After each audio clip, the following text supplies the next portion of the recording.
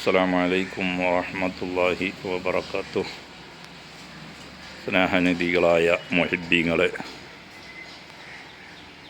പരിശുദ്ധമായ കീളക്കര പ്രദേശത്ത് അന്ത്യവിശ്രമം കൊള്ളുന്ന ബഹുമാനപ്പെട്ട സയ്യിദ്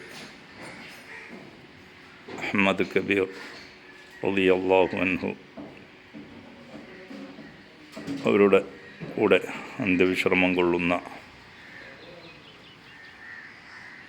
18 ശുഹദാക്കളടങ്ങിയ ഒരു പ്രദേശമാണ് കുറുവാടി കുത്തുബ് സുൽത്താൻ സയ്യിദ് ഇബ്രാഹിം ബാദ്ഷാ ഉപ്പാപ്പ റളിയല്ലാഹു അൻഹുവിൻ്റെ അനുജനന്മാരെ കൂട്ടത്തിൽ ഉൾപ്പെട്ട മഹാന്മാരായ ശുഹദാക്കൾ അന്ത്യവിശ്രമം കൊള്ളുന്ന ഒരു മഹത്തായ പ്രദേശമാണ് കീളക്കര കടൽ പ്രദേശത്ത്.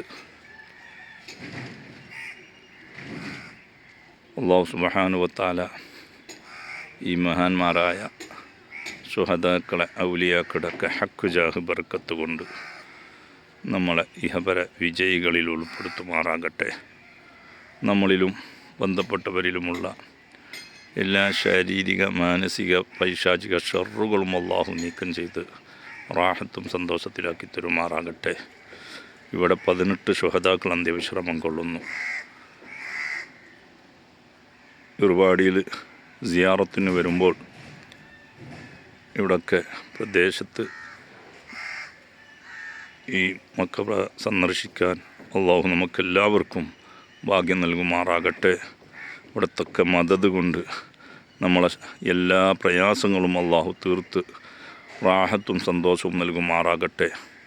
ഒരുപാട് സഹോദരിമാർ, സഹോദരന്മാരൊക്കെ ദുആ കൊണ്ട് വസിയ്യത്ത് ചെയ്തിട്ടുണ്ട്.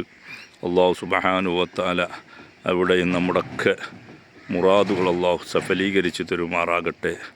പ്രിയപ്പെട്ടവരെ, ഒരുപാട് ശുഹദാക്കളുടെ കറാമത്തുകൾ ഇന്നും നിലക്കാതെ നാം കണ്ടുകൊണ്ടിരിക്കുകയാണ്, അനുഭവിച്ചു കൊണ്ടിരിക്കുകയാണ്. അവിടത്തൊക്കെ മദത് കൊണ്ട് ഒരുപാട് ആളുകൾ സന്മാർഗത്തിലേക്ക് വന്നുകൊണ്ടിരിക്കുന്നു. ഹിദായത്തിൻ്റെ വെളിച്ചം പാപ്പാൻ്റെ മദത് കൊണ്ട് കിട്ടിക്കൊണ്ടിരിക്കുന്നു.